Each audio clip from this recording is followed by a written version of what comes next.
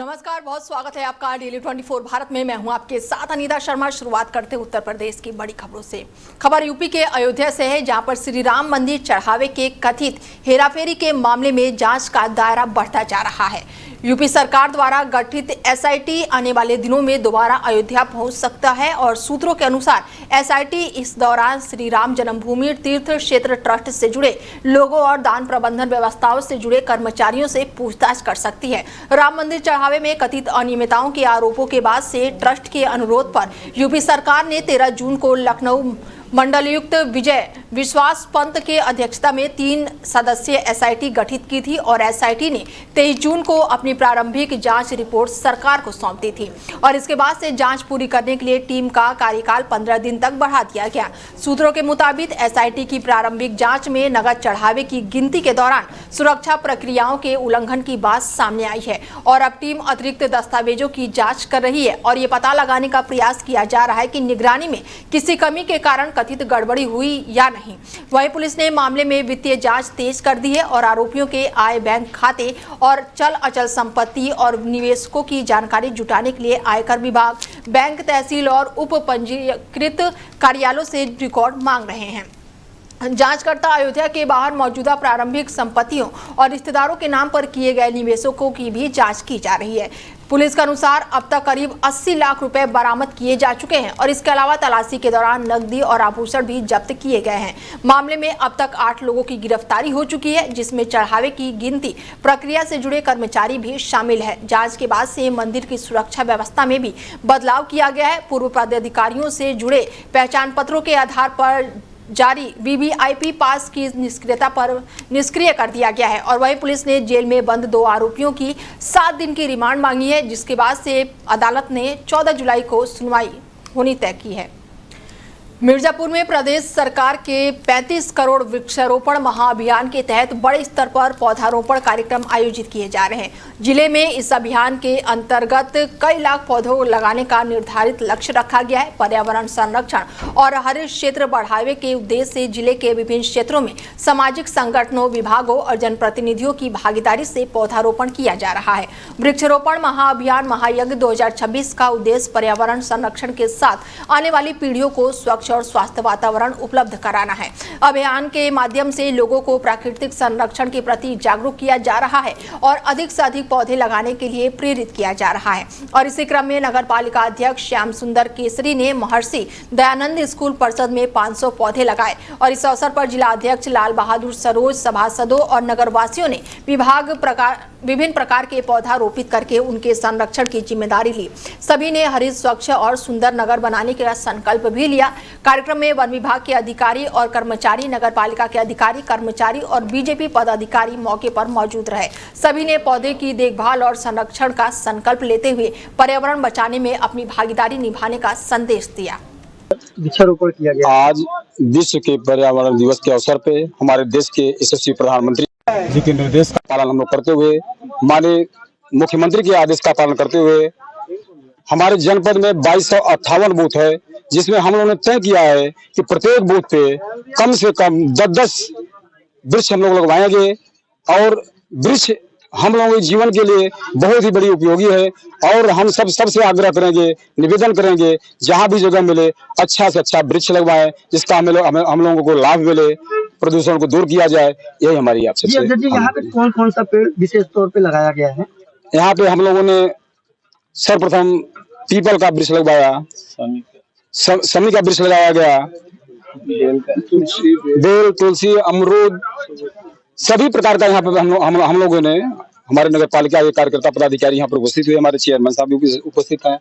आज देश के मुखिया आदरणीय नरेंद्र मोदी जी के द्वारा एक पेड़ माँ के नाम जो आह्वान देश की जनता के लिए किया गया है, उसी क्रम में हमारे सूबे के मुखिया योगी आदित्यनाथ जी के द्वारा पूरे प्रदेश के अंदर 35 करोड़ पेड़ लगाने का लक्ष्य हम सब नगर पालिका परिषद के हमारे सभी माननीय सभासदगण, सभी माननीय नगर क्षेत्र की सारी जनता और सब लोगों ने मिलकर तय किया है कि हम नगर क्षेत्र में 20,000 के लगभग पेड़ लगाएंगे।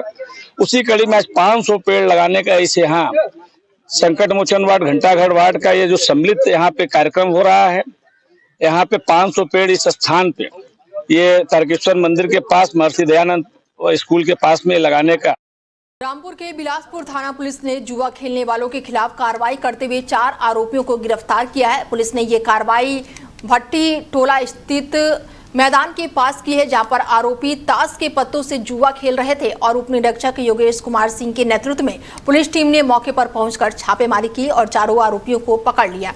पुलिस ने जुआ स्थल से फाड़ पर रखी नकदी, ताश के पत्ते और आरोपियों की तलाशी के दौरान कुल 2070 रुपए बरामद किए हैं। मामले में थाना बिलासपुर पुलिस ने जुआ अधिनियम के तहत मुकदमा दर्ज कर लिया है। पूरे मामले की विवेचना उप निरीक्षक कमलेश कुमार द्वारा की जा रही है। पुलिस का कहना है कि क्षेत्र में अवैध गतिविधियों के खिलाफ अभियान आगे भी जारी रहेगा। अमरोहा में पर्यावरण संरक्षण और हरियाली बढ़ाने के उद्देश्य से चलाए जा रहे एक पेड़ मां के नाम अभियान की गति मिल गई है और रविवार को अमरोहा पुलिस लाइन में भव्य पौधारोपण कार्यक्रम का आयोजन किया गया। कार्यक्रम में जनप्रतिनिधियों, अधिकारियों, पुलिसकर्मियों ने पौधे लगाकर पर्यावरण संरक्षण का संदेश दिया। कार्यक्रम में मुख्य अतिथि राज्य मंत्री दर्जा प्राप्त सूर्य प्रकाश पाल ने बीजेपी जिला अध्यक्ष उदयगिरी गोस्वामी, विधायक राजीव तरारा और जिला अधिकारी सहित कई पदाधिकारी मौके पर मौजूद रहे। ऐसे में एक साथ पौधारोपण करके अभियान की शुरुआत की गई। मुख्य अतिथि सूर्य प्रकाश पाल ने बताया कि जिले में 35 लाख से अधिक पौधे लगाने का लक्ष्य निर्धारित किया गया है। उन्होंने कहा कि इस लक्ष्य को जन सहभागिता के माध्यम से पूरा किया जाएगा। उन्होंने आम जन से अपील की है कि पौधारोपण के साथ साथ उनकी नियमित देखभाल की जिम्मेदारी भी ले, ताकि पर्यावरण संरक्षण का उद्देश्य पूरा हो सके। कार्यक्रम के दौरान अधिकारियों, जनप्रतिनिधियों और पुलिसकर्मियों ने अधिक से अधिक पौधे लगाने और उनकी सुरक्षा करने का संकल्प लिया। सभी ने हरित और स्वच्छ अमरोहा बनाने की दिशा में योगदान देने का संदेश दिया। आज वृक्षारोपण महायज्ञ 2026 कार्यक्रम के अवसर पर हम सभी ने संकल्प लिया है। विभिन्न शैक्षणिक संस्थाओं के, सामाजिक संस्थाओं के, राजनीतिक क्षेत्र से जुड़े व्यक्तित्व, सभी अधिकारीगण यहाँ पर उपस्थित रहे और सभी ने संकल्प लिया है कि देश के प्रधानमंत्री जी ने जो आह्वान किया था एक पेड़ मां के नाम, अपनी प्रकृति को बचाने के लिए, उसी को बढ़ाते हुए उत्तर प्रदेश के माननीय मुख्यमंत्री जी ने संकल्प लिया कि हम उत्तर प्रदेश में इस बार 35 करोड़ वृक्षों का रोपण करेंगे और सभी विभागों को अलग अलग जिम्मेदारियां दी गई हैं। सभी सामाजिक और शैक्षणिक संस्थाओं को भी जिम्मेदारियां दी गई हैं और अपनी जिम्मेदारी को निभा रहे हैं। आज अपने पुलिस लाइन अमरोहा में पर्यावरण संरक्षण और हरियाली बढ़ाने के उद्देश्य से चलाए जा रहे एक पेड़ मां के नाम अभियान के तहत ट्रांस गंगा सिटी में वृद्ध वृक्षारोपण कार्यक्रम का आयोजन किया गया। कार्यक्रम का शुभारंभ यूपी राज्य मंत्री आयोग की उपाध्यक्ष श्रीमती अपर्णा यादव ने पौधारोपण करके किया और इस दौरान जनप्रतिनिधियों, अधिकारियों और आम नागरिकों ने भी पौधे लगाकर पौधारोपण संरक्षण का संकल्प लिया। वृक्षारोपण महायज्ञ 2026 के तहत उन्नाव जिले को 66,51,300 पौधे लगाने का लक्ष्य दिया गया है। शासन के निर्देश पर वन विभाग और जिला प्रशासन के सहयोग से जिले में बड़े स्तर पर पौधारोपण अभियान चलाया जा रहा है। अधिकारियों के अनुसार निर्धारित लक्ष्य के तहत विभिन्न विभागों और संस्थाओं द्वारा पौधे लगाए गए हैं। ट्रांस गंगा सिटी में आयोजित कार्यक्रम में मुख्य अतिथि अपर्णा यादव का वन विभाग के अधिकारियों ने स्वागत किया और इस अवसर पर अधिकारियों, जनप्रतिनिधियों, विशेषज्ञों ने वृक्षारोपण और पर्यावरण संरक्षण के महत्व पर विचार साझा किया। मुख्य अतिथि ने अभियान की सराहना करते हुए कहा कि पौधे लगाना ही नहीं बल्कि उनकी देखभाल करना भी प्रत्येक नागरिक की जिम्मेदारी है। कार्यक्रम में प्राथमिकता और माध्यमिक विद्यालयों के छात्र छात्राओं ने सांस्कृतिक प्रस्तुतियां दी। उत्कृष्ट प्रदर्शन करने वाले बच्चों को प्रशस्ति पत्र और मेडल देकर सम्मानित किया गया। मुख्य अतिथि ने हर व्यक्ति में एक पेड़ मां के नाम लगाने और उसकी सुरक्षा सुनिश्चित करने की अपील की। वहीं बलिया के थाना रेवती क्षेत्र में गाय घाट गांव में कामजी गोड़ की मौत का मामला अब तूल पकड़ता जा रहा है।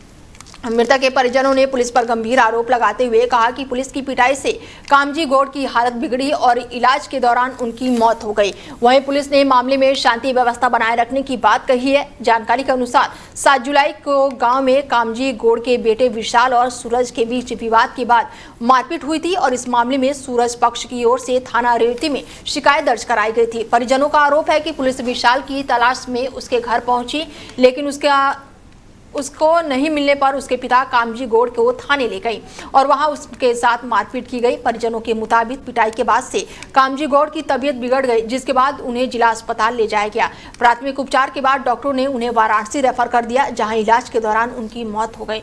शव का पोस्टमार्टम वाराणसी स्थित BHU में कराया गया। पोस्टमार्टम के बाद से पुलिस सुरक्षा में शव को गांव में लाया गया। गांव पहुंचते ही आक्रोशित परिजनों और ग्रामीणों ने रेवती बलिया मुख्य मार्ग पर जाम लगा दिया और वहीं पुलिस का कहना है कि मृतक का पोस्टमार्टम BHU वाराणसी में कराया गया है और शव को पुलिस सुरक्षा में सकुशल गांव पहुंचाया गया है। पुलिस के अनुसार फिलहाल मौके पर शांति व्यवस्था कायम है। अरे पुलिस ना मामा को घर में से ले जाकर मारकर थाने में ले गए, उल्टे इंजन ठोक रहे हैं, मार के मठिया पर गिरा दिए, मार के दम मुआ दिए हैं।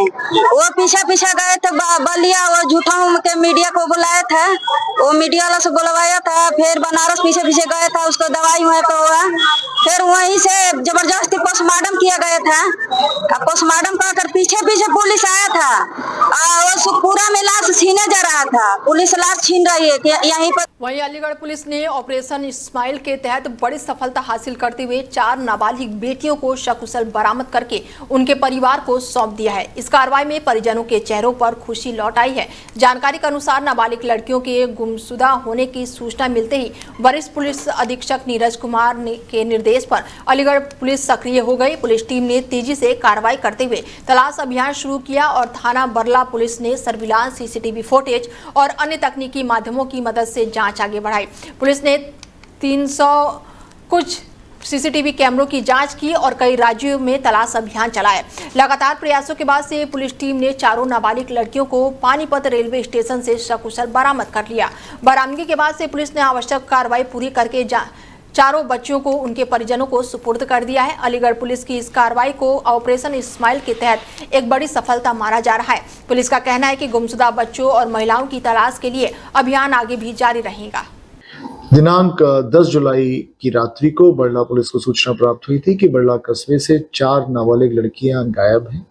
इस सूचना को अत्यंत गंभीरता से लिया गया। 6 टीमों का गठन किया गया। वरिष्ठ अधिकारी मौके पर पहुंचे, CCTV कैमरे देखे गए, साथ ही साथ रेलवे स्टेशन और बस स्टेशन पर भी चेकिंग कराई गई।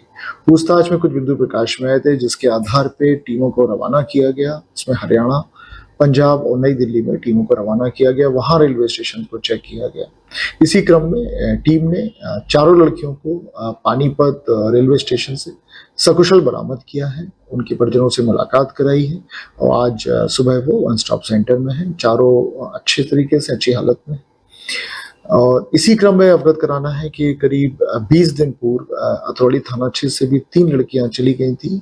उसको, उन लड़कियों को भी 24 घंटे के अंदर पुलिस ने। वहीं यूपी के रामपुर के लालपुर कोसी डैम पर एक महिला के नदी में कूदने से हड़कंप मच गया। घटना की सूचना मिलते ही पुलिस मौके पर पहुंची है और स्थानीय गोताखोरों की मदद से महिला की तलाश के लिए सर्च ऑपरेशन शुरू किया है। हालांकि नदी के तेज बहाव के कारण देर रात तक महिला का कोई भी पता नहीं चल सका। प्रारंभिक जानकारी के अनुसार महिला अपनी बहन के घर गई हुई थी और इसके बाद से वो लालपुर कोसी डैम पहुंची, जहां उसने नदी में छलांग लगा दी। घटना के बाद से परिजनों में कोहराम मच गया। परिजनों ने आरोप लगाया कि एक व्यक्ति द्वारा महिला का आपत्तिजनक वीडियो बनाकर उसे लगातार ब्लैकमेल किया जा रहा था, जिसके चलते वो मानसिक रूप से परेशान थी। महिला के पति ने इस मामले में पुलिस को तहरीर देकर आरोपी के खिलाफ कार्रवाई की मांग की है। पुलिस ने मामले की गंभीरता को देखते हुए सभी पहलुओं की जाँच शुरू कर दी। पुलिस अधिकारियों का कहना है कि महिला की तलाश के लिए अभियान जारी है और जांच के आधार पर आगे की कार्रवाई की जाएगी। क्या नाम है आपका? मेरा नाम मुस्तफा अली है। मुस्तफा भाई, कहाँ के निवासी हैं आप? जी, तो निवासी तो इमरतरा है। हाँ, लेकिन अपने लखनऊ में मिठाई की दुकान को मिठाई की जगह ले ली, हाँ, ये दुकान थी, वहाँ से दुकान घर ही बना दिया है। हाँ, तो आगे दुकान है, पीछे घर है। अच्छा, क्या हुआ था? कैसे मिठाई की दुकान है। कारीगर था एक 4-5-6 महीने में पहले, 4-5 महीने पहले। क्या नाम है कारीगर का? उसका अजय नाम है। अजय नाम। फिर क्या हुआ? वो फिर 4 महीने हटा दिया। कारीगर तो आते चले जाते हैं। हाँ, तो फिर एक आध 3 हफ्ते, मतलब 1-8 महीने पहले फिर वो आया। हाँ, जुम्मे का दिन था। हाँ, जुम्मे का दिन था, तो हम नमाज पढ़ने चले गए सब। हाँ, उसने आके घर में से आके सीढ़ियों से घर में आके उन्होंने घर वाले नारे दी, उसकी वीडियो बना दी। उससे भी वो ब्लैकमेल करना शुरू कर दी। घर वाले ने कोई बात बता के नहीं, तो बेचारी को डर माया गई। उसने पहले 10,000 रुपए दिए, तो उसने भी अपने 10,000 दे दिए, 20 दिए, वैसे दे दिए। 15 दिन के दिखा दिए, फिर 40 ले दिए, फिर 15 दिन बाद 50,000 दिए। अब 1,10,000 रुपए लिए। अच्छा, फिर क्या हुआ? तो 1,10,000 रुपए लिए तो मोड़ी लगा थी, तो घी रिफाइंड आना था, चीनी घर दुकान की सामान के लिए पैसे रखे थे वो। ठीक है। देखो पैसे देखे मैंने तो घर घी रिफाइंड में लिखवा दिया पहले। हाँ। घर में तो पैसे हैं ही, हाँ घर में घी रिफाइंड में जब घी रिफाइंड वाला आ गया हाँ। तो साहब का सामान चेक कर लिया, उसके वाला पैसे तो बनाते कहाँ रह रही थी इस टाइम वाइफ आपकी, कहाँ से आएंगी? बाइक उसी दिन। खबरों में आगे बढ़ते हैं और बागपत के बिजरौला गांव स्थित श्री श्यामल स्मारक इंटर कॉलेज में 1857 की क्रांति के महानायक अमर शहीद बाबा श्यामल के शहादत दिवस श्रद्धा और सम्मान के साथ मनाया गया। कार्यक्रम की शुरुआत वैदिक मंत्रोच्चारण के बीच हवन यज्ञ से हुई है, जिसमें यूपी के वन एवं पर्यावरण राज्य मंत्री केपी मलिक ने आहुति देकर बाबा श्यामल को श्रद्धांजलि अर्पित की। श्रद्धांजलि सभा में वक्ताओं ने बाबा श्यामल के स्वतंत्रता संग्राम के दिए गए योगदान को भी याद किया। उन्होंने कहा कि बाबा श्यामल ने अंग्रेजी हुकूमतों के खिलाफ संघर्ष करते हुए देशभक्ति, साहस और बलिदान की अद्भुत मिसाल पेश की है, जो आने वाली पीढ़ियों के लिए प्रेरणा स्रोत है। कार्यक्रम में विभिन्न क्षेत्रों में उत्कृष्ट प्रदर्शन करने वाले माध्यमिक छात्र को भी सम्मानित किया गया। इसके साथ ही समाज में महत्वपूर्ण भूमिका निभाने वाले चौधरियों को भी सम्मान देकर उनके योगदान की सराहना की गई। वहीं यूपी के पीलीभीत के पूरनपुर तहसील क्षेत्र के इंडो नेपाल सीमावर्ती गांव बाजार घाट में एक युवक लापता हुआ और युवक करण सिंह की तलाशी जो है वो दर्दनाक अंत के साथ खत्म हो गई। खेत देखने की बात कहकर घर से निकला करण गुरुवार से लापता था और देर शाम तक घर वापस नहीं लौटने पर परिजनों ने उसकी तलाश शुरू कर दी, लेकिन कोई भी जानकारी नहीं मिल सकी। खोजबीन के दौरान नाले के किनारे युवक के कपड़े मिले, जिसके बाद से परिजनों ने अनहोनी की आशंका जताते हुए हजारा पुलिस को सूचना दी। मौके पर पहुंचे थाना अध्यक्ष शरद यादव ने पुलिस टीम और स्थानीय गोताखोरों की मदद से नाले में सर्च ऑपरेशन शुरू किया। पानी की गहराई, तेज बहाव और जलकुंभी के कारण काफी मशक्कत के बाद भी पहले दिन सफलता नहीं मिल सकी। इसके बाद से मुरादाबाद की 23वीं बटालियन PSC को फील्ड यूनिट में बुलाया गया। मोटरबोट के जरिए देर रात तक नालों में तलाश अभियान चलाया गया, लेकिन युवक का कोई भी सुराग नहीं मिल पाया। दोबारा शुरू किए गए सर्च ऑपरेशन के दौरान घटनास्थल से करीब 200 मीटर आगे नाले के करण सिंह का शव बरामद हुआ है। शव मिलने की सूचना के बाद से गांव में शोक की लहर दौड़ गई है। परिजनों का रो रो कर बुरा हाल है। पुलिस ने शव को कब्जे में लेकर पंचनामा भरने के बाद से पोस्टमार्टम के लिए भेज दिया है। थाना अध्यक्ष शरद यादव ने बताया कि पोस्टमार्टम रिपोर्ट आने के बाद ही मौत के वास्तविक कारणों का पता चल सकेगा। पुलिस मामले की जाँच कर रही है। वहीं लखनऊ क्षेत्र में जमीन विवाद को लेकर रविवार को खूनी संघर्ष हो गया। विवादित जमीन पर मवेशी बांधने को लेकर शुरू हुआ विवाद देखते ही देखते मारपीट में तब्दील हो गया। दोनों पक्षों की ओर से कुल्हाड़ी, बांका और लाठी डंडों से हमला किया गया, जिसमें 2 महिलाएं समेत 7 लोग गंभीर रूप से घायल हो गए। जानकारी के अनुसार विवादित जमीन का मामला न्यायालय में विचाराधीन है। आरोप है कि इसके बावजूद एक पक्ष और वहां पर मवेशी बांध रहे थे और विरोध करने पर दोनों पक्षों में कहासुनी शुरू हो गई और कुछ ही देर में मामला हिंसक झड़प में तब्दील हो गया। घटना से पहले पक्ष के सुरेश, उनके बेटे अंकित और आकाश समेत कई लोग घायल हुए हैं। वहीं दूसरे पक्ष से सुदामा, संतोष और ममता सहित अन्य लोग चोटिले हुए हैं। गंभीर रूप से घायल सुरेश और सुदामा को रामसागर मिश्रा अस्पताल ले जाया गया, जहां पर प्राथमिक उपचार के बाद दोनों को ट्रामा सेंटर रेफर कर दिया गया। अन्य घायलों का इलाज जो है CSC में चल रहा है। वहीं पुलिस अब मामले की जाँच में जुटी है। वहीं यूपी के अलीगढ़ में थाना बन्ना देवी क्षेत्र में एक पुलिसकर्मी का वीडियो सोशल मीडिया पर वायरल होने का मामला सामने आया है। वायरल वीडियो में थाना बन्ना देवी में तैनात दरोगा राहुल तिवारी एक युवक के साथ कथित रूप से मारपीट और अभद्र भाषा का प्रयोग करते हुए नजर आ रहे हैं। जानकारी के अनुसार मामला सूतमिल चौराहे के पास का है। आरोप है कि दरोगा सरकारी वाहन से उतरने के बाद से शराब के नशे में थे और उन्हें एक युवक के साथ मारपीट भी की। घटना का वीडियो किसी व्यक्ति ने रिकॉर्ड कर लिया, जो अब सोशल मीडिया पर जमकर वायरल हो रहा है। वीडियो सामने आने के बाद से पुलिस विभाग की कार्यप्रणाली पर सवाल उठ रहे हैं। हालांकि मामले में पुलिस की ओर से अभी तक कोई भी बयान सामने नहीं आया है। अधिकारियों द्वारा वायरल वीडियो की जाँच और घटना की वास्तविकता की पुष्टि की जा रही है। जाँच के बाद ही आगे की कार्रवाई की स्थिति स्पष्ट हो पाएगी।